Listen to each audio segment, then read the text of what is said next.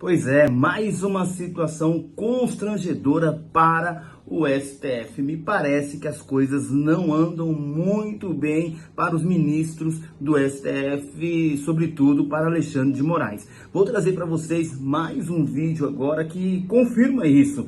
Olha só o que está acontecendo. Vou trazer para você aqui, mas antes, esmaga o dedo no like, deixa o seu joinha aqui para fortalecer o nosso canal, se inscreva no nosso canal e ative o sininho. E eu quero a sua opinião. Será que essa atitude que eu vou trazer para vocês aqui agora, que é muito séria, pode afetar as eleições para 2025? Deixe aqui nos comentários. Vamos acompanhar agora esse vídeo que é extremamente importante para a população.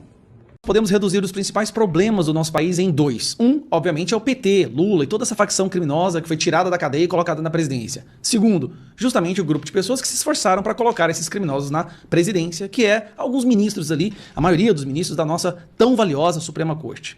Minha opinião, o PT, essa facção criminosa, não vão chegar ao final de 2026. E se chegarem, estarão tão desgastados, com a nossa economia tão destruída, que eles terão vergonha de pedir voto para o seu candidato. Essa é a minha percepção real. O Brasil, economicamente, está degringolando por uma das piores crises já vistas da nossa história. Por outro lado, e esse é um problema que, para mim, é o mais urgente a ser tratado, é essa ditadura do judiciário, a perseguição política, prisioneiros políticos, pessoas sendo condenadas a 17 anos, o fim da nossa liberdade de expressão, né, essa ditadura que a gente está vivendo, o fim dos direitos constitucionais. A Constituição já não vale mais nada. Aí me vai o Gilmar Mendes, no auge do seu brilhantismo, e solta essa aqui, ó. Moraes enche de orgulho a nação brasileira, diz Gilmar Mendes. Na sessão de encerramento do ano, o decano do STF prestou solidariedade a Alexandre de Moraes e citou o suposto plano de golpe. Moraes, né? O orgulho da nação, enche de orgulho a nação brasileira. Bom, acho que faltou combinar com a nação brasileira sobre esse fato, né? De que Moraes enche de orgulho a nação brasileira. Porque saiu hoje uma pesquisa sobre o STF. Que tal Moraes, Gilmar Mendes, Dias Toffoli, entre outros, e aí a avaliação positiva do STF cai de 31% para 12% em 12 anos. Queda coincidiu com a chegada de Lula ao Planalto, com recrudescimento contra pessoas acusadas de golpe e com a presidência de Roberto Barroso no Supremo. Opa, aqui a imprensa já está querendo culpar até o Roberto Barroso? Vamos lá, olha só como é que aconteceu. Preste atenção nessa queda daqui, ó. No início a avaliação do STF, em 2022 estava em 46, péssimo, agora foi para 43. Agora, a avaliação do STF de bom estava em 31 no final de 2022. 31 caiu para 12. Olha essa queda, foi de 31% para 12% em um período de 2 anos. Né? Praticamente, exatamente 2 anos. É uma queda gigantesca. E olha, até o pessoal do Lula não está gostando muito do STF, não. Vocês estão vendo? A grande maioria do pessoal do Lula não está muito feliz com o STF. Mas aí vem um outro detalhe que eu quero mostrar, que é esse aqui, ó. Gilmar Mendes fala que e os ministros do STF acreditam que eles são os grandes salvadores da democracia e que o Brasil confia neles, né? Aí eu chamo vocês para lembrar dessa pesquisa, da Atlas Intel. Você confia no trabalho dos ministros do Supremo Tribunal Federal? 50,9% não confiam. E depois tem como você saber ministro por ministro. Tá aqui, ó. Você tem imagem positiva ou negativa desses ministros do Supremo Tribunal Federal? Atlas Intel, do início do ano, fevereiro desse ano. Quais são os ministros que as pessoas menos gostam? Alexandre de Moraes, 56%. Dias Toffoli, 60%. Aqui foi bem no auge, quando o Dias Toffoli estava basicamente liberando todos os corruptos e acabando com as multas das empresas envolvidas com a Lava Jato. Então nós temos 3 campeões aqui, os 3 mais rejeitados. Alexandre de Moraes, Dias Toffoli e Gilmar Mendes. Que legal, hein? Gilmar Mendes, Dias Toffoli e Alexandre de Moraes. Enquanto isso, a maioria da população não confia no STF. Isso no início desse ano. Com a mais absoluta certeza, a essa altura do campeonato, os números são muito mais estarrecedores.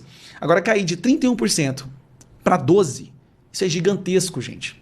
Isso é um colapso do sistema judiciário. Então, o que nós temos no Brasil? Lula responsável pelo colapso econômico.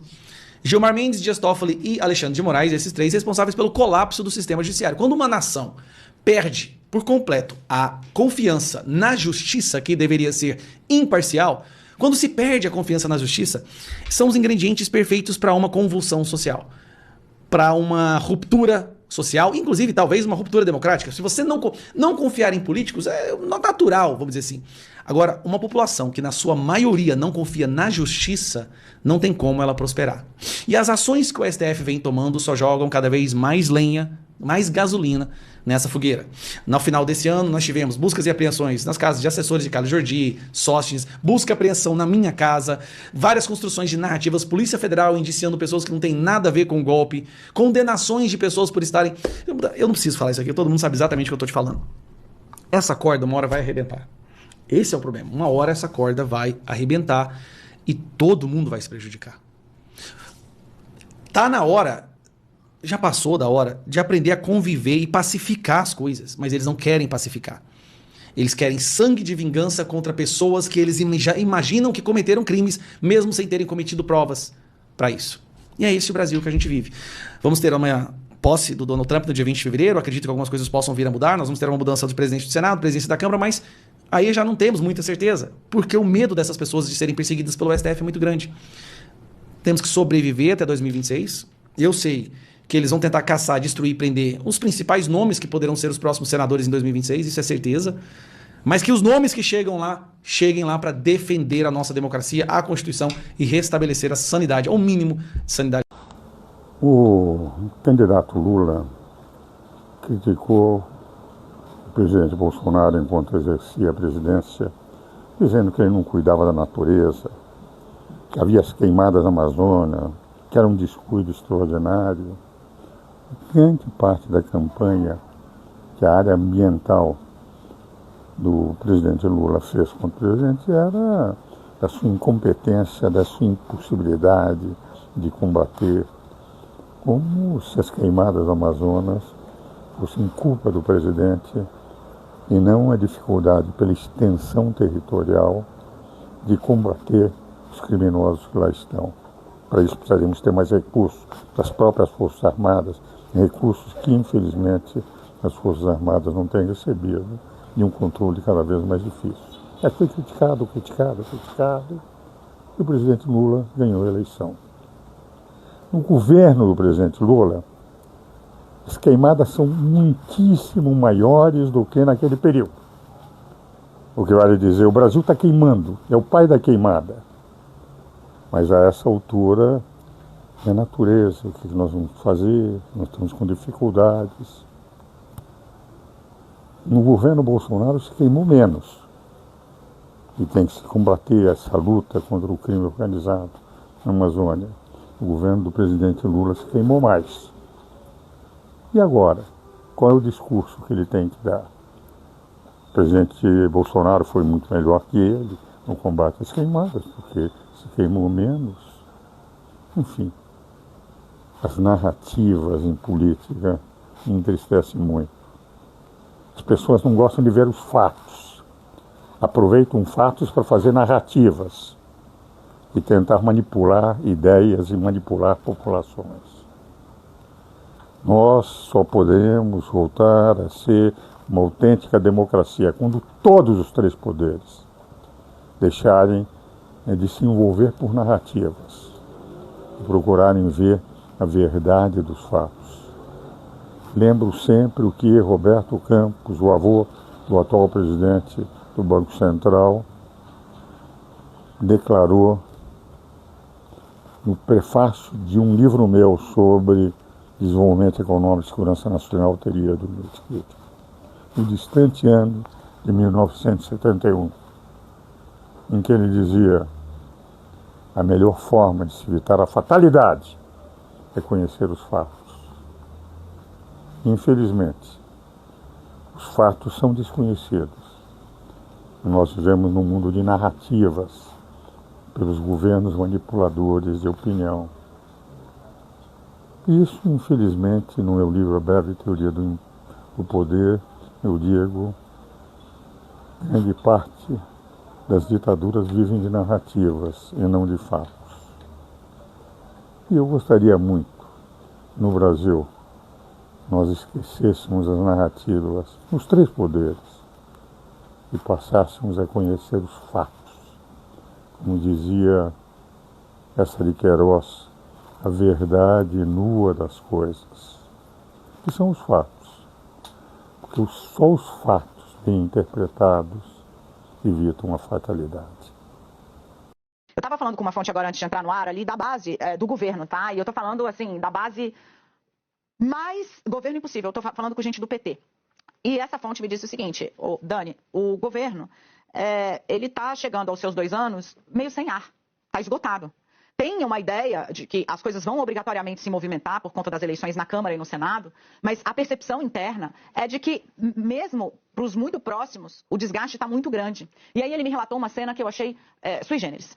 Ou melhor, cristalina. Uma cena que mostra para vocês o tamanho do nível do desgaste. A bancada do governo, né, do PT, fez uma reunião que era para ser uma coisa, um jantar, uma coisa leve, meio que para misturar a reunião de preparação do pacote de gastos, da votação do pacote de gastos, com uma espécie de confraternização de final de ano. E aí a fonte estava me relatando, o senador tal levou um peixe, o senador Randolph, que é o líder do governo no Congresso, levou um camarão, porque a ideia era fazer uma coisa ali leve. E foram 2 integrantes da cúpula da Fazenda representar a Fazenda para explicar um pouco por que tinha que mexer nas coisas. Gente, azedou o clima, que muita gente saiu sem comer, foi o que me disse a fonte. Figura de linguagem? Pode ser, mas o apetite foi embora. Porque na hora que foram dizer por que precisava mexer no BPC, benefício de prestação continuada, que é pago a pessoas da terceira idade, 60 a mais, né, com dificuldades motoras, explodiu esse gasto, mas são pessoas que ganham pouco. Então vai ter uma mudança no cálculo, que é uma espécie de tentativa de conter um pouco a explosão do pagamento desse benefício e entender se tem gente recebendo ilegalmente. E diz que um dos maiores protestos veio do senador Paim, que também está no PT histórico há muitos anos, dizendo um diagnóstico de que, assim, como é que eu vou justificar isso para minha base? Cadê a história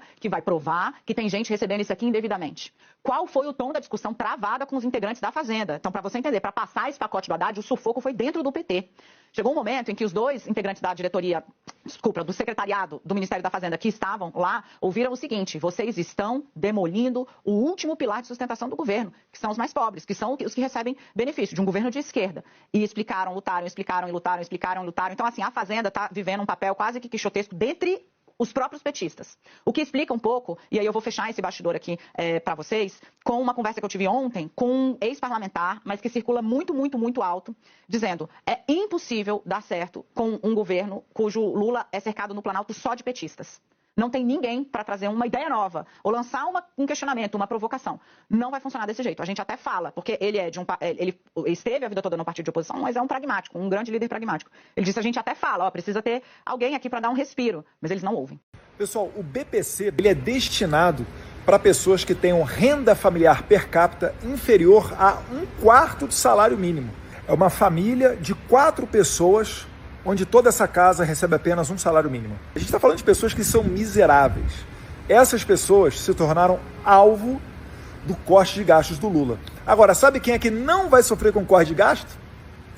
Os artistas. Você entende por que eles estão cantando e sorrindo à toa e fazendo L ainda? É porque para eles não tem diferença o preço da carne, para eles não tem diferença o que vai ser cortado, porque para eles estão garantidos 18 bilhões de reais. Então, para você que votou no Lula achando que ele tem pena de pobre, é bom você saber. Ele tem pena de artista milionário.